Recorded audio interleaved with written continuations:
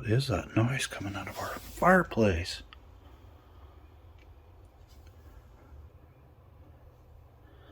What the heck? Let's go outside and check this out. Ah, is that a woodpecker? What you doing, little buddy?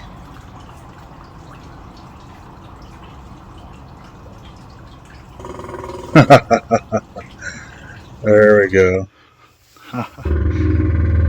We solved the mystery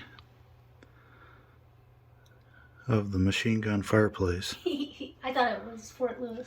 I know, we thought it was echoing from the base because we hear machine gun fire from a distance outside and thought maybe it was like amplifying it down the chimney or something. We couldn't figure it out for the longest time. Now we know what it is.